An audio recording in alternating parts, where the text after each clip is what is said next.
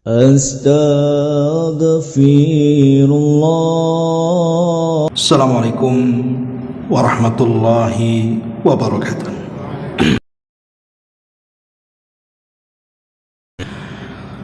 Alhamdulillah. Alhamdulillahilladzi hamdan katsiran tayyiban mubarakan fih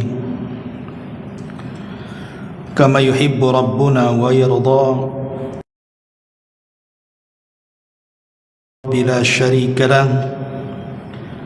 wa asyhadu anna Muhammadan abduhu wa rasuluhu alladzi la nabiyya ba'da amma ba'du. Alhamdulillah, di malam hari ini sebagaimana biasa kita berkumpul di Masjid Muhajirin dalam rangka thalabul ilmi. Salawat dan juga salam kita hadiahkan kepada Rasul kita Nabi besar Muhammad sallallahu alaihi wasallam. Kita lanjutkan kembali kajian tafsir dari surah Al-Baqarah dan kita masuk ayat 30 dan seterusnya. A'udzubillahi minasyaitonirrajim. Bismillahirrahmanirrahim. Wa idh qala rabbuka lil malaikati inni ja'ilun fil ardi khalifah qalu ataj'alu fiha man yufsidu fiha wa yasfiku ad-dima wa nahnu nusabbihu bihamdika wa nuqaddisu lak qala inni a'lamu ma la ta'lamun wa 'allama adama al-asma'a kullaha thumma aradahum 'ala al-mala'ikati faqala anbi'uni bi asma'i ha'ula'i in kuntum sadiqin qalu subhanaka la 'ilma lana illa ma 'allamtana innaka antal 'alimul hakim qala ya adam anbi'hum bi asma'ihim falamma anba'ahum bi asma'ihim qala alam aqul lakum inni a'lamu ghaibas samawati wal ard wa a'lamu ma tubduna wa ma kuntum taktumun. Ingatlah ketika Rabbmu berfirman kepada para malaikat, sungguh aku hendak menjadikan seorang khalifah di permukaan bumi.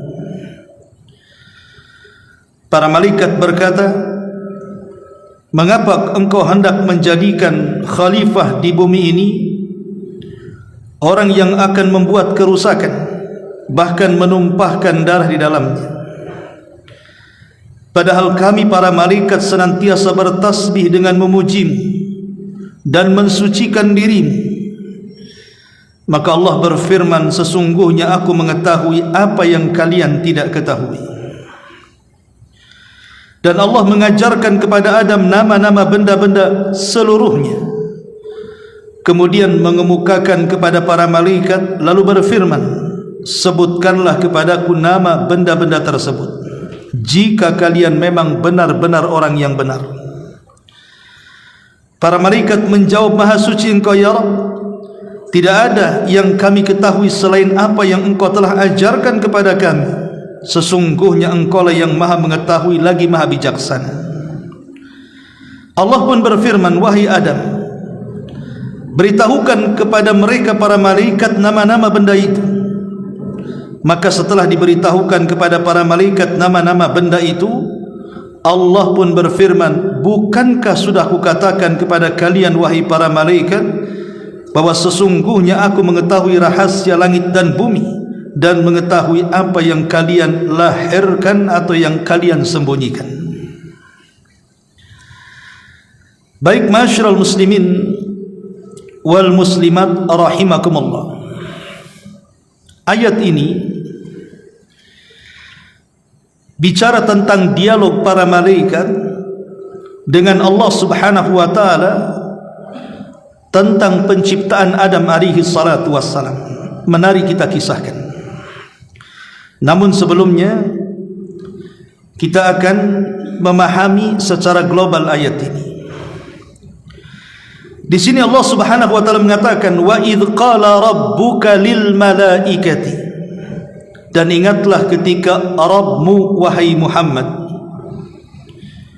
Kalimat Rabbmu khitab kepada Nabi sallallahu alaihi wasallam ini kemuliaan bagi Rasul kita Muhammad sallallahu alaihi wasallam, di mana Allah akan menghabarkan kisah para malaikat yang berdialog dengan dirinya tentang penciptaan bapa seluruh manusia Adam alaihi salatu wassalam.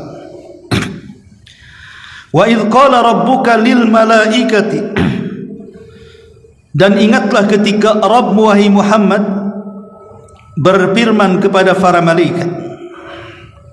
Malaikat adalah makhluk nuraniyah, makhluk yang tercipta dari cahaya, dan mereka adalah maksum, terpelihara. Makhluk itu terbagi menjadi tiga. Ada yang maksum tetapi tidak mukallaf, ada yang mukallaf tetapi tidak maksum, dan ada yang tidak kedua-duanya. Adapun yang mereka maksum dan juga mukallaf, mereka adalah para malaikat.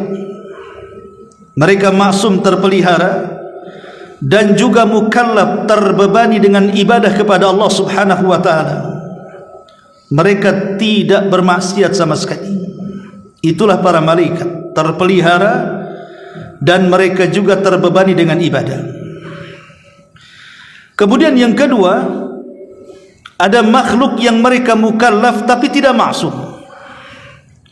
Mereka lah manusia dan juga jin. Mereka tidak terpelihara dari dosa, tetapi mereka dibebani dengan ibadah.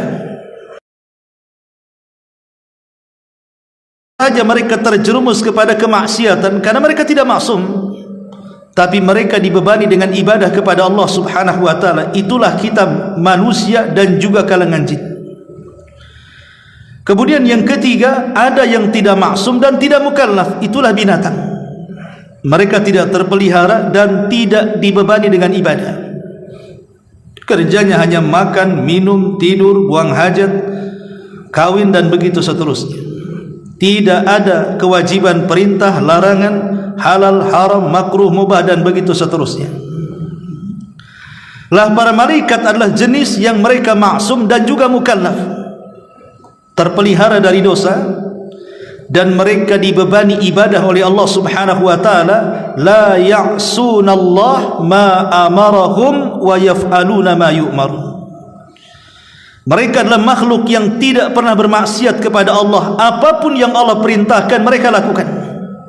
Itulah para malaikat, tercipta dari nur, sebagaimana Rasul mengatakan, khuliqatil malaikatu min nuri. Malaikat diciptakan dari cahaya. Nah, di sini Allah Subhanahu wa taala berfirman kepada para malaikat. Malaikat menggunakan jama', artinya banyak para malaikat. Allah mengatakan, inni ja'ilun fil ardi khalifah. Wahai para malaikat, sesungguhnya aku hendak menjadikan seorang khalifah di permukaan bumi. Apa arti khalifah? Sebagian ahli tafsir mengatakan maksudnya khalifah di sini pengganti. Pendapat pertama, maksudnya pengganti dari kalangan jin. Jadi Allah akan menciptakan seorang khalifah, maksudnya manusia. Untuk apa? Untuk menggantikan kalangan jin. Karena sebelum bumi dihuni manusia itu, yang pertama menghuni bumi itu kalangan jin. Mereka yang pertama menghuni bumi. Tapi karena mereka umat perusak dan suka menumpahkan darah, maka Allah Subhanahu wa taala ingin mengganti bumi ini, bukan dihuni oleh yang jauh lebih baik dibandingkan mereka. Ini tafsir yang pertama. Tafsir yang kedua, maksudnya khalifah di sini artinya yakhlufu ba'duhu ba'dha. Saya akan menciptakan makhluk yang makhluk ini kelak akan bergenerasi, di mana generasi pertama akan lenyap, datang generasi kedua, generasi kedua lenyap, datang akan generasi ketiga, dan begitu seterusnya. Dan pendapat yang ketiga, maksudnya khalifah di sinilah khalifatun 'anillah, sebagai wakil Allah Subhanahu wa taala di bumi. Tapi pendapat yang ketiga ini ditolak para ulama. Sebab yang namanya wakil adalah mewakili yang tidak ada atau yang sudah meninggal. Dan Allah Subhanahu wa taala tidak mungkin tidak ada, dan Allah Subhanahu wa taala tidak mungkin mati. Sehingga penafsiran yang ketiga ini ditolak oleh para ulama. Sehingga sebagian ulama mengatakan bahwa dimaksud khalifah di sini adalah yakhlufu ba'duhu ba'dha, makhluk yang bergenerasi, di mana manusia ini tidak akan punah. Walaupun bapak-bapak mereka meninggal, maka akan diteruskan oleh keturunannya sampai hari ini, bahkan sampai kiamat dibangkitkan. Itu makna khalifah. Inni ja'ilun fil ardi khalifah.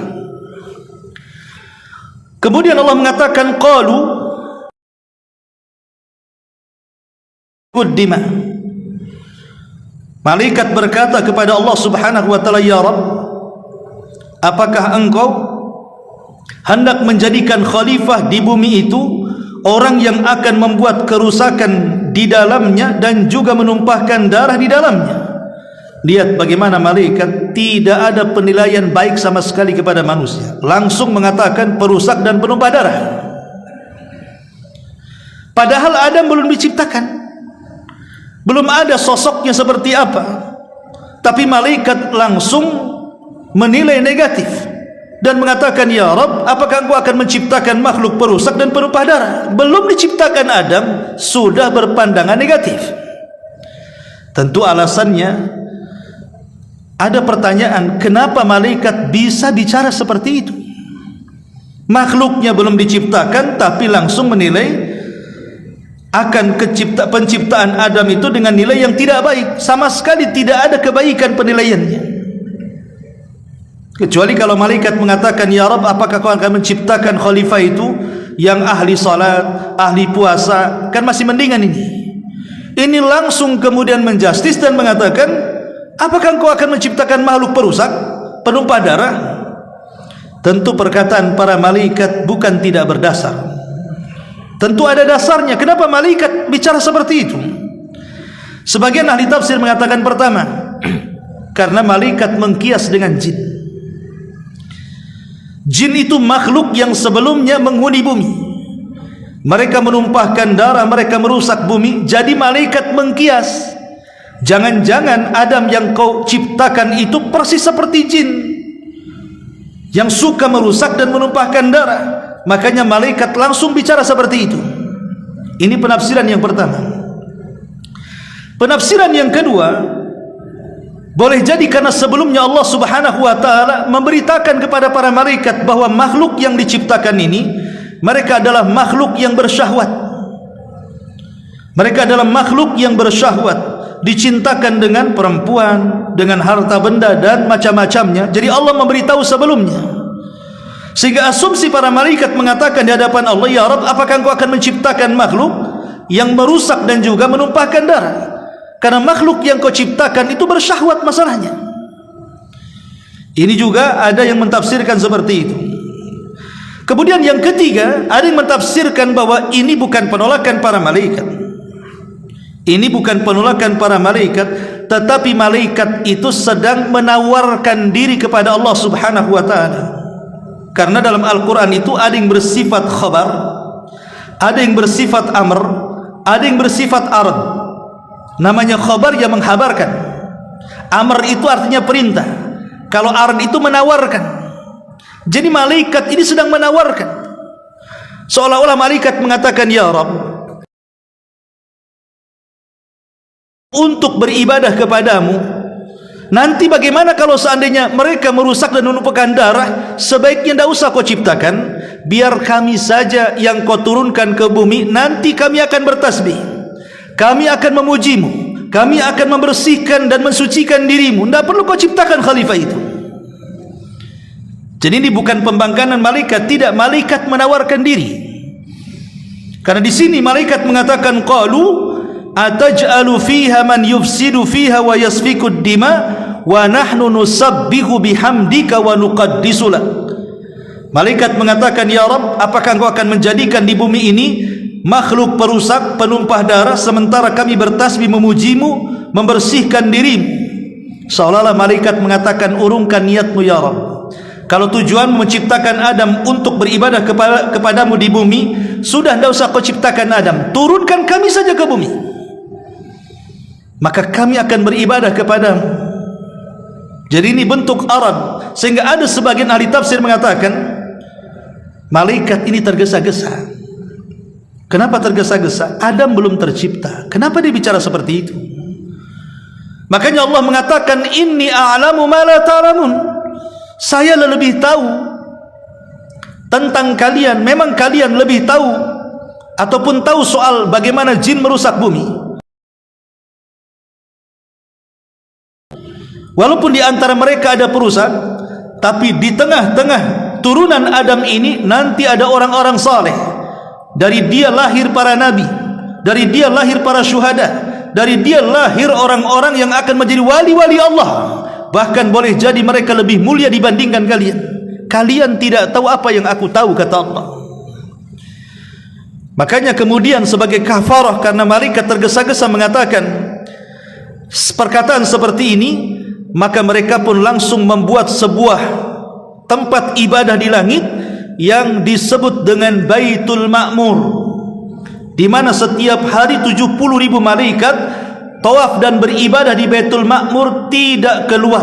Satu hari itu beribadah, kemudian selesai mereka keluar dan tidak akan pernah kembali. Besoknya akan datang malaikat dengan jumlah yang sama 70.000, tawaf kemudian ibadah satu hari full, kemudian keluar dan tidak akan pernah kembali. Besoknya akan datang dan begitu seterusnya sampai kiamat. Sehingga jumlah para malaikat tidak ada yang tahu kecuali Allah Subhanahu wa taala. Wa ma ya'lamu junuda rabbika illahu wa ma huwa illa dzikra lil bashar. Tidak ada yang tahu jumlah para malaikat kecuali Allah. Jadi maksudnya kalimat qalu ataj'alu fiha man yufsidu fiha wa yasfiku ad-dima wa nahnu nusabbihu bihamdika wa nuqaddisu lak, ini adalah al-ardu, penawaran para malaikat saja. Malaikat ingin menawarkan diri. Ma'asyiral muslimin yang dimuliakan Allah Subhanahu wa taala, di sini Allah Subhanahu wa taala mengatakan wa 'allama Adamal asma'a kullaha,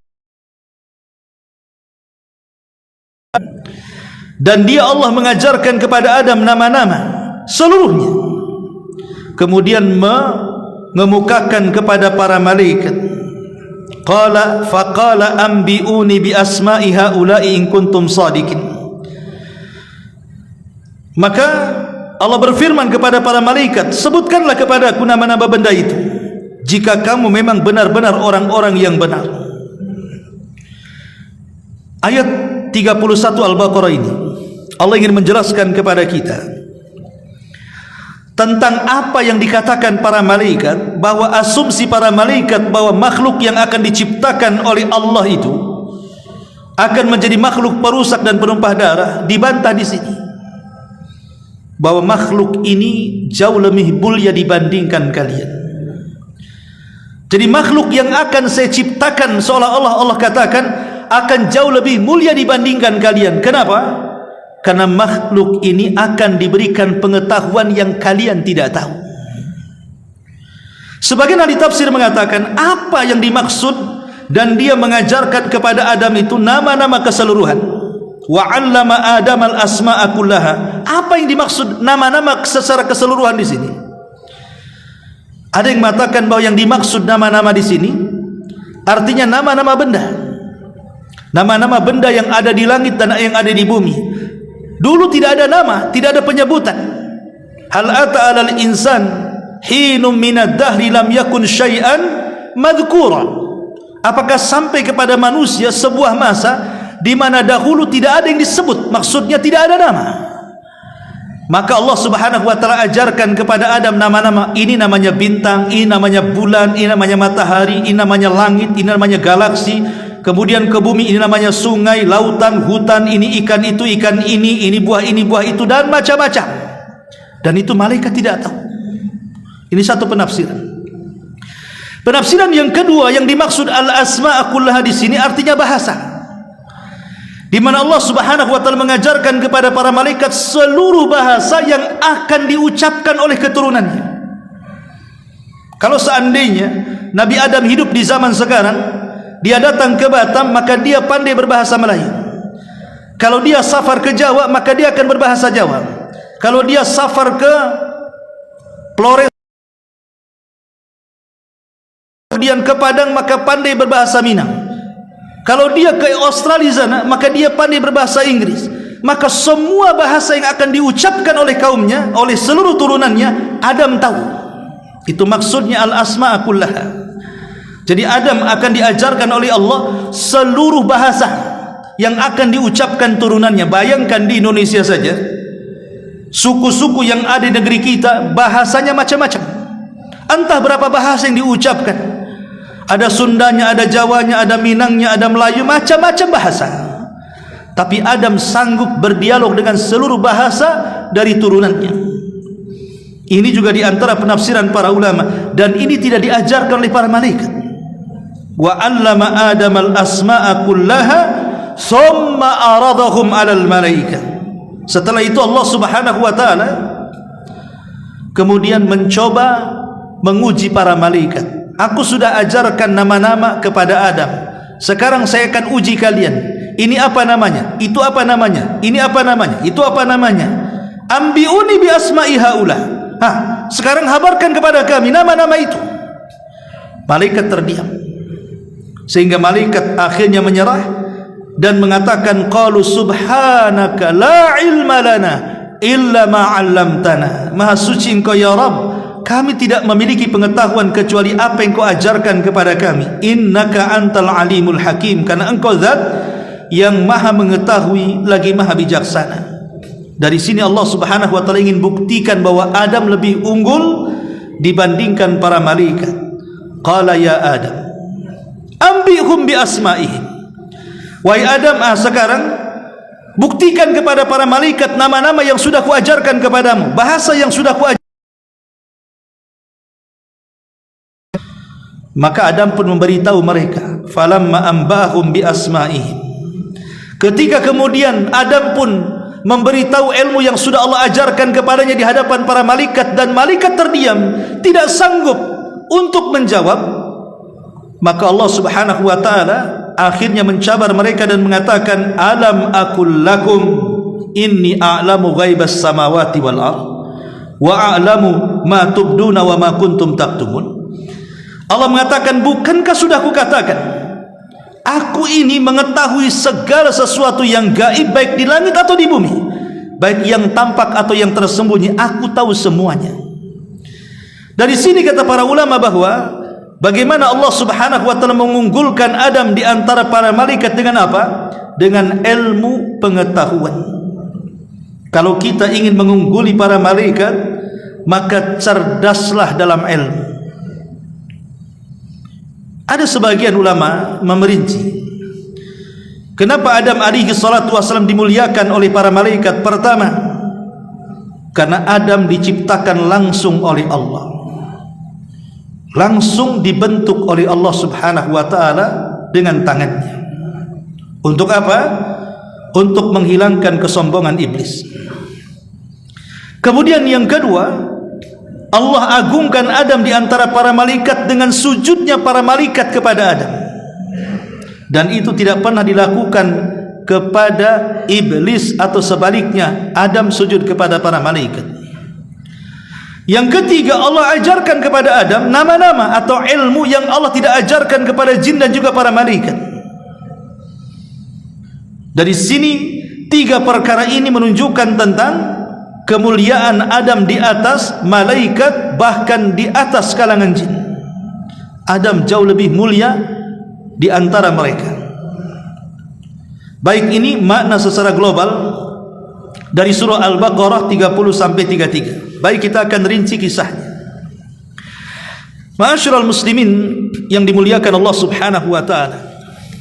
manusia ataupun makhluk yang berakal.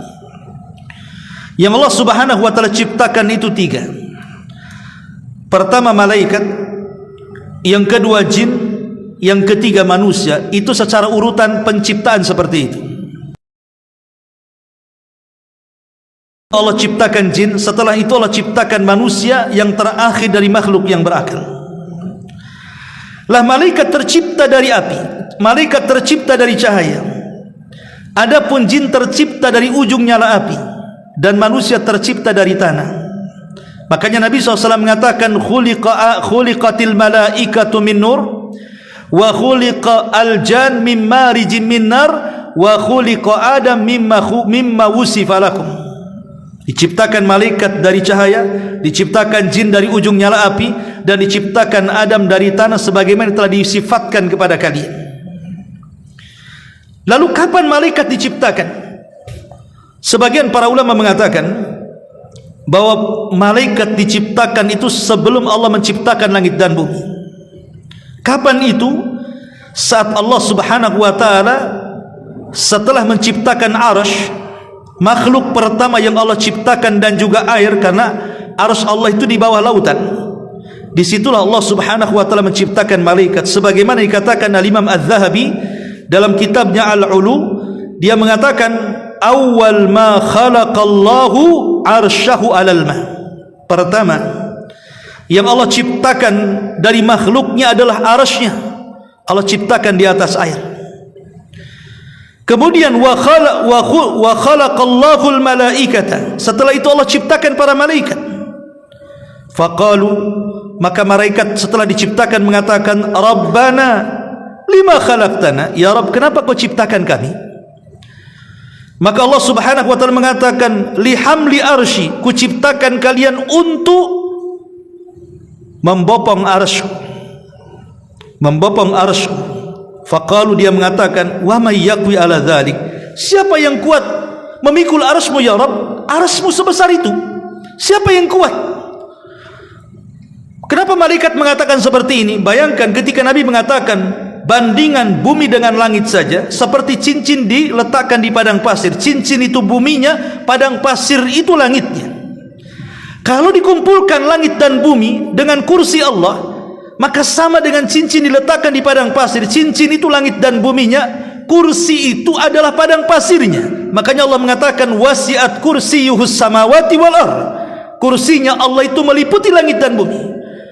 Kalau seandainya semua makhluk digabung, kemudian dibandingkan dengan arsy Allah Subhanahu wa taala, sama dengan cincin diletakkan di padang pasir. Cincin itu semua makhluknya, dan arsy itu padang pasirnya. Macam mana yang menciptakannya? Allahu Akbar, Allah lebih besar daripada makhluknya.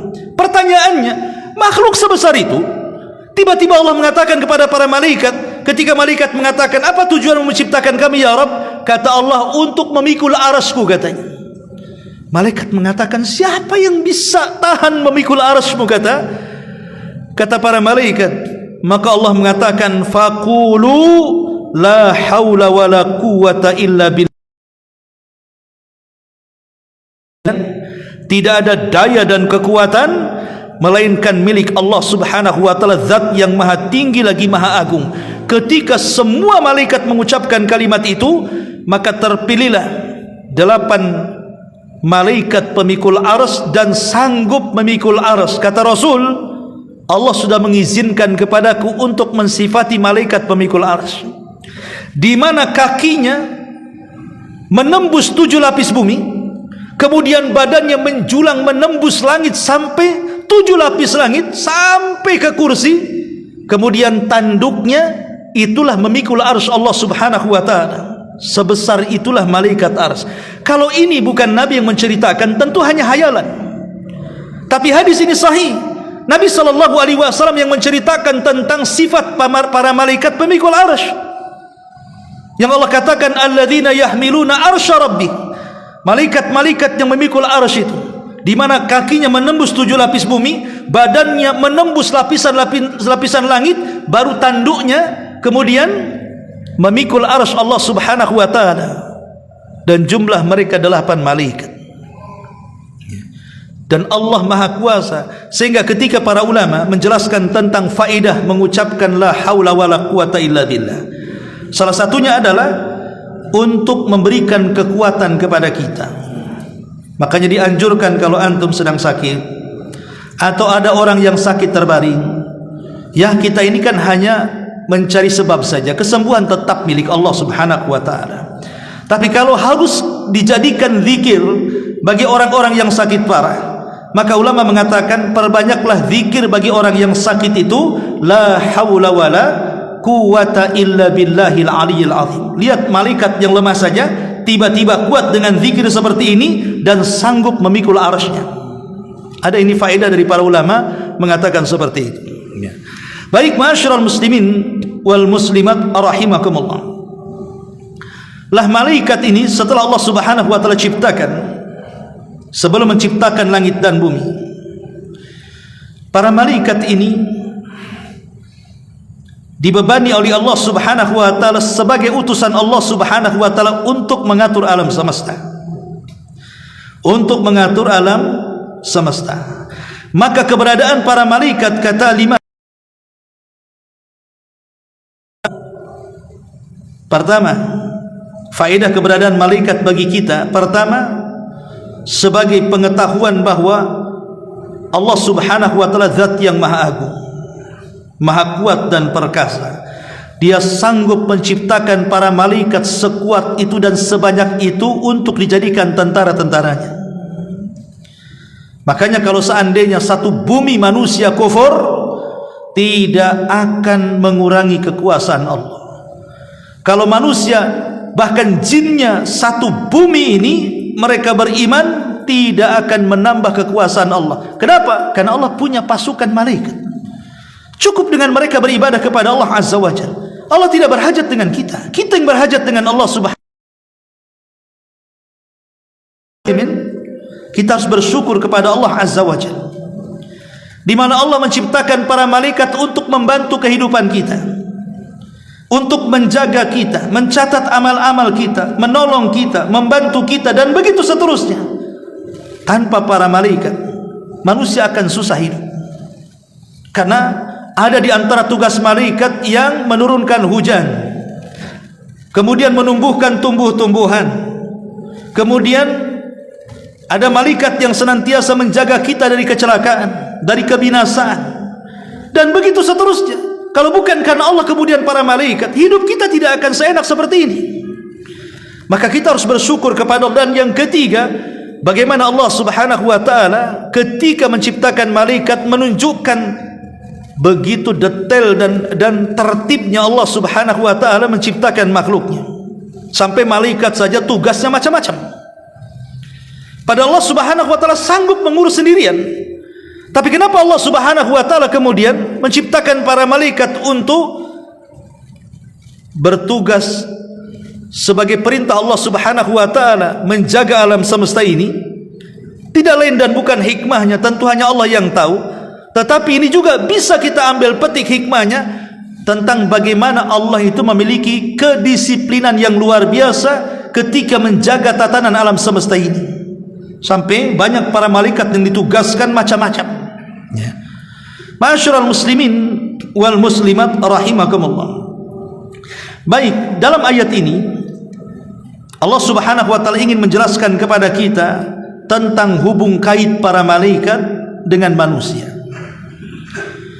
Jadi sejak Allah Subhanahu wa taala menciptakan Adam, kemudian Allah Subhanahu wa taala memberitahu para malaikat.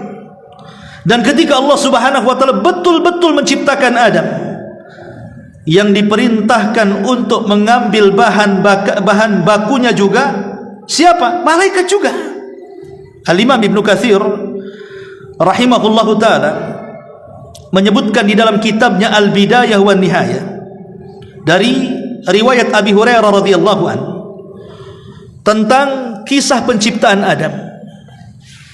Pertama, Allah Subhanahu wa taala mengutus Jibril dan mengatakan, "Ya Jibril, turun kau ke bumi, ambil beberapa sifat tanah, kemudian bawa ke hadapanku."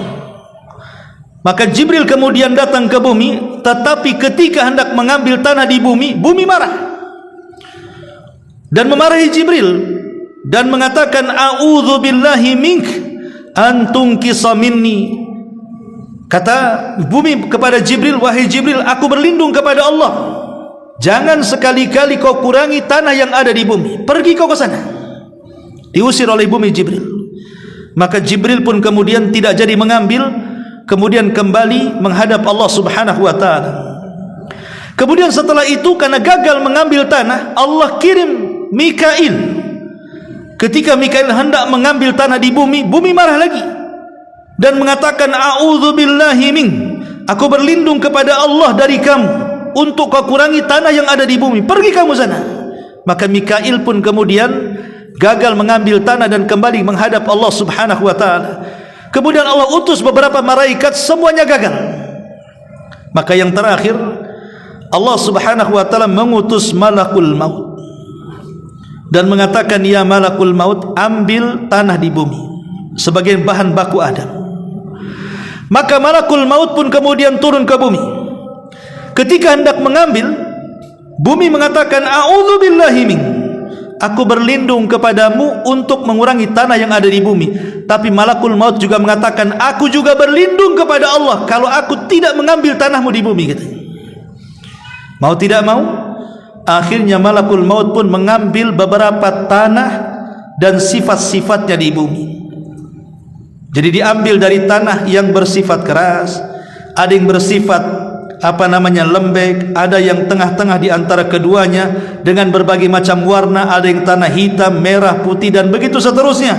Dan itu akan menjadi watak dan sifat-sifat manusia disesuaikan dengan sifat tanah. Makanya wajar ada manusia yang berkulit putih, mungkin tanah putih, ada yang berkulit hitam, mungkin tanah kebakar, ada yang berkulit belang-belang, mungkin campuran, kan itu.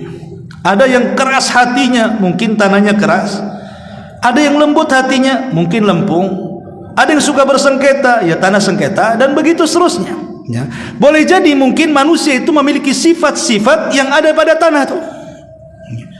Makanya Rasul mengatakan, wa khuliqa Adam mimma wusifa lakum, dan Adam diciptakan sesuai dengan sifat-sifat yang telah Allah berikan kepada kalian.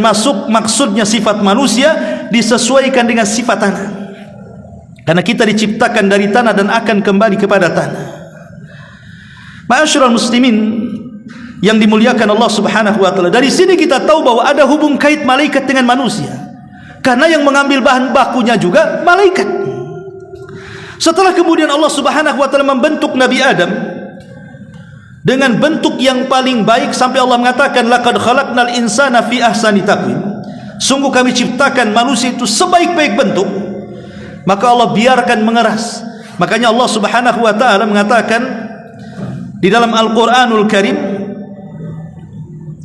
Allah mengatakan inni khaliqum basharan min salsalin min hama'im masnun, sesungguhnya aku menciptakan manusia ini dari tanah liat kering, dari lumpur hitam yang dibentuk.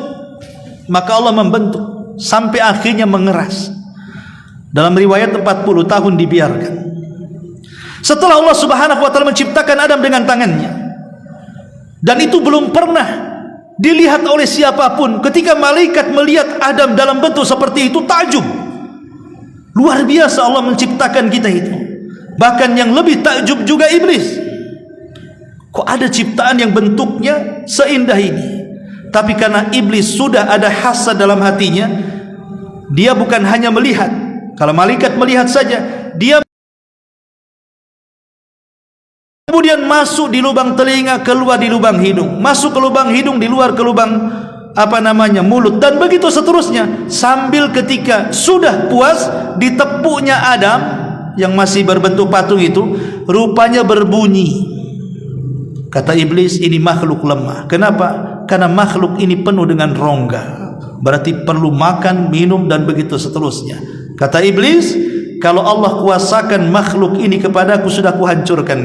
Hasadnya sudah nampak di sini. Makanya ketika Allah Subhanahu wa taala kemudian hendak meniupkan ruh kepada Adam alaihi salatu wassalam, inilah perbedaan Adam dengan kita. Kalau Adam itu dibentuk dulu jasadnya, baru diciptakan ruhnya. Kalau kita diciptakan ruhnya dulu, baru dibentuk jasadnya. Jadi Adam itu dibentuk dulu jasadnya, baru ruhnya diciptakan. Dan Allah Subhanahu wa taala menciptakan ruh Adam ini dinisbatkan kepada dirinya, sama dengan Isa bin Maryam. Ini dua ruh yang dinisbatkan kepada Allah adalah ruhnya Adam dan ruhnya Isa bin Maryam. Allah mengatakan terhadap Isa, wa kalimatuhu alqaha ila Maryam wa ruhum minhu, dan ruhnya dari Allah. Seolah-olah apa? Ruhnya Isa disandarkan kepada Allah. Adam juga sama. Fa idza sawaituhu wa nafakhtu fihi min ruhi, dan apabila sudah kusempurnakan ciptaannya, fa idza sawaituhu wa nafakhtu, dan aku tiupkan min ruhi, dari ruhku. Lihat di sini ruhku, ini maksudnya Allah di sini. Ruh disandarkan kepada Allah. Hanya ada dua ruh dalam Quran yang disandarkan kepada Allah, menunjukkan dua ruh ini sangat istimewa. Makanya ketika Allah Subhanahu wa taala betul-betul meniupkan ruh kepada Adam, apa kata Allah? Semata-mata ruh masuk ke dalam jasad Adam, faqa'u lahu sajidin, kalian harus sujud. Fasajadal malaikah, maka malaikat sujud. Ahli tafsir mengatakan, kenapa malaikat sujud kepada Adam? Ada yang mengatakan bahwa malaikat sujud bukan kepada jasad Adam, tapi kepada ruh Adam. Ketika ruh dimasukkan, malaikat sujud karena menghormati ruhnya. Karena ruhnya Adam berbeda dengan ruh manusia yang lainnya. Itu ruh yang disandarkan kepada Allah. Makanya dari sini kemudian ada kesimpulan bahwa jasad itu tidak ada harganya ketika ruh keluar dari jasadnya. Tapi jasad itu akan bernilai ketika ruh itu masih ada di kandung badan. Dan itu terbukti dalam fakta. Coba kalau ada orang mati, walaupun dia presiden, biarkan di tepi jalan seminggu, jangan dia apa-apain. Setelah seminggu, siapa yang berani mendekatinya? Sudah jadi bangkai, bau dan begitu seterusnya. Tapi ketika dia ada ruhnya, mulailah dia pakai pakaian, pakai seragam, pakai pangkat, pakai seragam jabatan dan begitu seterusnya, baru manusia menghargainya. Jadi malaikat itu maksudnya menghargai ruh dengan sujud. Ini yang pertama. Yang kedua, malaikat sujud kepada Adam itu bukan kemudian menghormati ruh Nabi Adam, tidak, tapi menjadikan kiblat. Sama dengan kita menjadikan Mekah itu sebagai kiblat, kemudian kita sujud menghadap Ka'bah. Maka para malaikat sujud juga sama, menjadikan Adam itu sebuah kiblat. Makanya kemudian mereka sujud. Dan sujud di sini bukan sujud ibadah, karena tidak boleh sujud ibadah diberikan kecuali kepada Allah. Maksudnya di sinilah sujud penghormatan. Sama kalau TNI itu meletakkan tangan di kepala begini, ini menghormat namanya. Jadi malaikat itu seperti itu menghormati dengan cara sujud. Tapi ini sujud penghormatan, bukan sujud ibadah. Karena sujud ibadah tidak boleh kecuali diberikan kepada Allah Subhanahu wa taala. Ma'asyiral muslimin yang dimuliakan Allah Azza wa Jalla. Lah ketika itulah kemudian Allah Subhanahu wa taala menjadikan para malaikat dan juga manusia ada hubung kait yang sangat erat sekali. Mulai dari penciptaannya sampai kemudian sujudnya para malaikat kepada Adam, sampai kemudian malaikat ditugaskan oleh Allah untuk terus berhubungan dengan manusia. Baik manusia secara umum atau manusia secara khusus orang-orang yang beriman sejak diciptakan, dilahirkan, diwafatkan, dikuburkan di padang mahsyar sampai ke surga.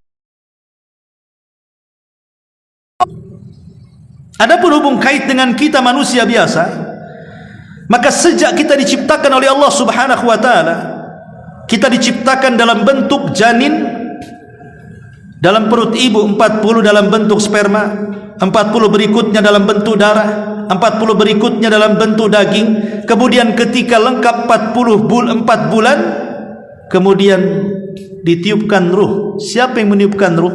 Malaikat. Ditugaskan oleh Allah untuk meniupkan ruh ke dalam janin kita. Kemudian dicatat berapa rezekinya, berapa bahagianya, berapa celakanya, berapa umurnya, dan begitu seterusnya. Kemudian lahir, ke bumi, Allah simpan satu malaikat untuk memberikan was-was kebaikan, sebagaimana Allah simpan satu jin untuk memberikan was-was keburukan. Itulah qarin. Dan qarin ini tidak akan lepas sampai manusia mati. Baru setelah kemudian berjalan di dunia, macam-macam para malaikat itu ditugaskan untuk menjaga kita. Sehingga Allah mengatakan, wa inna alaikum lahafidin, dan sesungguhnya bagi kalian wahai para malaikat ada malaikat-malaikat penjaga manusia. Coba bayangkan ketika kita naik kendaraan, yang harusnya ketabrak tidak ketabrak, siapa yang menyelamatkan? Malaikat. Yang harusnya kepeleset tidak kepeleset, siapa yang menyelamatkan? Para malaikat. Yang harusnya jatuh tidak jatuh, siapa yang menyelamatkan? Para malaikat. Kemudian kita tidur, yang harusnya banyak semut dan serangga masuk ke lubang hidung, masuk ke lubang telinga, tapi tidak ada serangga yang masuk ke lubang-lubang yang ada di badan kita. Padahal hari-hari kita musuhan dengan binatang. Coba lihat, semut kita semprot baygon, kemudian nyamuk juga kita bantai di rumah itu. Semua hasyarat, makhluk-makhluk kecil kita sapu, kita buang keluar. Kalau Allah taruh dendam kepada makhluk-makhluk kecil ini, boleh jadi kita tidak mungkin hidup di bumi. Tidur sebentar tahu-tahu penuh dengan nyamuk, penuh dengan semut, penuh dengan kecoa, macam-macam kan.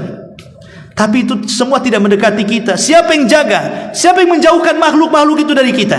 Pada kita sedang tidur tidak sadar, para malaikat yang ditugaskan untuk menjaga kita. Lihat bagaimana hubung kait yang luar biasa. Dan ini pembahasan yang sangat panjang sekali. Ya, nanti ayat selanjutnya baru kita jelaskan hubung kait bagaimana betapa akrabnya para malaikat dengan kita kaum muslimin dan kaum mukminin dari perjalanan lahir sampai seseorang itu dimasukkan ke dalam surga. Wallahu alam, saya kira cukup sampai di sini dulu. Subhanakallahumma bihamdika asyhadu an la ilaha illa anta astaghfiruka wa atubu ilaik. Allahu